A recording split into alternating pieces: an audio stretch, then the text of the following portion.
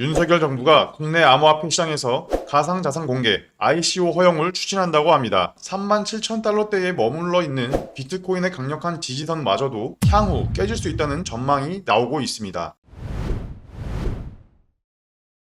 안녕하십니까. 코인일보의 도지킴 인사드립니다. 5월 4일 수요일 오늘의 암호화폐 브리핑 시작하겠습니다. 먼저 비트코인의 가격은 업비트 기준 원화로 약 4,880만원대, 달러로는 38,000달러 부근에 머물러 있습니다. 현지 시간으로 어제부터 진행되고 있는 FOMC의 긴축 재정 회의 결과에 대한 불안 심리로 인해 38,000달러 부근까지 내려온 채로 머물러 있습니다. 암호화폐 시장 시가총액 2위의 이더리움은 약 360만원, 시가총액 3위의 리플은 789원에 머물러 있습니다. 비트코인의 하락으로 인해 전반적으로 알트코인들이 힘을 쓰지 못하는 상황입니다. 그런데 그 중에서도 다소 눈에 띄는 코인이 있는데 바로 알고랜드 코인입니다. 차트와 함께 보시겠습니다. 알고랜드 코인은 어제 3일 화요일 20%가 넘는 큰 상승을 보여줬습니다. 결과적으로 하루 만에 상당히 유의미한 상승을 보여주긴 했지만 차트만 놓고 보면 상승의 이유를 찾기는 힘듭니다. 4시간 봉으로 볼 때 현재 가격대 구간보다 살짝 낮은 구간인 약 800원대 중후반 가격이 굉장히 주요한 지지나 저항이 많이 나타났던 자리임을 알 수 있습니다. 그런데 지난달 25일 큰 음봉과 함께 이 지지선이 확실히 깨지는 모습을 보여주었고 후에 다시 반등을 하며 해당 구간을 돌파했지만 또 다시 차차 하락을 이어가며 5월부턴 이 주요 지지선 구간에서 한참 벗어난 700원대 초중반대의 가격까지 빠지는 모습을 볼 수 있었습니다. 그렇게 잠시 횡보를 이어가더니 뜬금없이 큰 상승을 하며 이전 지지선이자 현재는 저항선이 되어버린 주요 구간 약 800원대 중후반대의 가격을 시원하게 돌파해주는 모습을 보여주고 있습니다. 바로 어제 큰 상승을 보여주기 직전에는 매수량이 그렇게 많지도 않고 피보나치로 보더라도 이렇게 높은 가격대까지 올라갈 줄은 예상하기가 상당히 힘듭니다. 그렇다면 알고랜드 코인은 갑자기 왜 이렇게 큰 상승을 한 것일까요? 한 가지 이유만 될 수는 없겠지만 유력한 이유로 2022년 바로 올해에 있을 카타르 월드컵 스폰서 계약을 맺었다는 소식이 호재로 전해지며 가격이 급등했음을 예상해 볼 수 있습니다. 누누이 말씀드리지만 차트는 굉장히 중요한 투자의 기본인 동시에 어디까지나 참고용일 뿐입니다. 이제부터 말씀드릴 암호화폐 시장의 각종 호재 및 악재들과 그 외에 수많은 변수들로 인해서 코인은 급등 및 급락을 반복하기도 합니다. 투자의 손실을 최소화하기 위해선 차트 분석은 물론 폭넓게 시장을 바라보고 분석하며 각종 변수들에 알맞게 대응하며 접근하는 것이 바람직한 방법일 것입니다. 그러기 위해 저희 코인일보에 항상 귀 기울여 주시기 바랍니다. 코인일보를 통해 투자에 도움을 받고 싶으신 분들께선 영상 하단의 링크로 연락을 주시면 자세한 안내 드리도록 하겠습니다. 최근 들어 저희 코인일보를 사칭하는 업체들이 무분별하게 생겨나고 있습니다. 그렇기에 해당 영상의 하단에 있는 링크 혹은 카카오톡 오픈 채팅에 코인일보를 검색하신 후 최상단에 뜨는 3개의 채팅방만이 저희 코인일보임을 꼭 기억해 주시기 바랍니다. 오늘의 암호화폐 브리핑, 악재 및 부정적인 관점에 대한 뉴스부터 시작하겠습니다. 미국 연방준비제도의 연방공개시장위원회의 회의 결과를 앞두고 비트코인의 가격이 다시 37,000달러대까지 하락했습니다. 연준이 기준금리를 통상적인 인상폭의 2배인 0.5%포인트 인상하는 빅스텝을 결정할 가능성이 큰 가운데 위험 자산을 회피하려는 심리가 강해지면서 대부분의 암호화폐가 하락세를 보이고 있는 것으로 풀이됩니다. 또한 37,000달러대에 머물러 있는 비트코인의 강력한 지지선마저도 향후 깨질 수 있다는 전망이 나오고 있습니다. 글로벌 자문회사인 펀드스트레이트에 따르면 암호화폐에 대한 풋 옵션이 증가한 것으로 나타났다고 합니다. 이는 옵션 거래자들이 암호화폐의 추가 하락에 베팅하고 있다는 의미입니다. 다음 뉴스입니다. 국내 NFT 프로젝트들이 카카오의 블록체인 플랫폼인 클레이튼을 떠나고 있다고 합니다. 클레이튼의 잦은 오류와 함께 글로벌 확장성 문제가 단점으로 지적되면서 토종 NFT의 탈클레이튼 현상을 가속화시키고 있다는 분석입니다. 호재 및 긍정적인 관점의 뉴스입니다. 윤석열 정부가 국내 암호화폐 시장에서 가상자산 공개, ICO 허용을 추진한다고 합니다. 이와 함께 디지털 자산 기본법 제정을 통하여 투자자가 안심하고 암호화폐 시장에 투자할 수 있는 환경을 만들 계획이라고 합니다. 현재 국내에서는 ICO가 허용되지 않아 국내 기업이 외국에서 ICO를 진행하고 가상자산을 국내로 상장하는 방식이 활용되고 있습니다. 이에 국내에서 ICO를 허용해 시장 규모를 키우고 투자 안전성을 높이는 게 새 정부의 방향이라고 합니다. 이와 함께 가상자산 시장이 책임있게 성장할 수 수 있는 기반이 될 디지털 자산 기본법 제정을 추진한다고 하니 국내 암호화폐 시장의 전반적인 호재 뉴스로 해석할 수 있겠습니다. 이에 이어 바로 다음 호재 뉴스입니다. 윤석열 정부가 증권형 토큰을 일부 허용하겠다는 입장을 밝힘에 따라 증권업계는 관련 사업 진출에 박차를 가하고 있습니다. 지난해부터 증권업계는 가상자산을 신성장 동력으로 삼고 관련 투자를 진행하고 있었는데 증권사로서는 실물 자산이 가상자산으로 바뀌었다는 차이만 있을 뿐 제공할 수 있는 서비스는 거의 동일하기 때문에 신사업으로서 매력적인 선택지이자 비교 우위를 가질 것으로 보고 있다고 합니다. 이어지는 뉴스로 인터넷 전문은행 카카오뱅크의 윤호영 대표가 암호화폐 서비스 진출을 긍정적으로 검토하고 있다고 밝혔습니다. 카카오뱅크는 최근 가상자산 업계에 대한 이해를 위해 코인원 등 복수의 암호화폐 거래소와 시장 분석을 진행하고 있습니다. 윤 대표는 자체 상품이 아니더라도 다양한 제휴와 협업을 통해 고객들이 다양한 자산을 보유하고 관리할 수 있도록 상품과 서비스 경험을 확대하고 있다고 설명했습니다. 다음으로 기타 암호화폐 관련 소식입니다. 미국 증권거래위원회가 가상자산 규제 부서의 명칭을 바꾸고 인원을 대거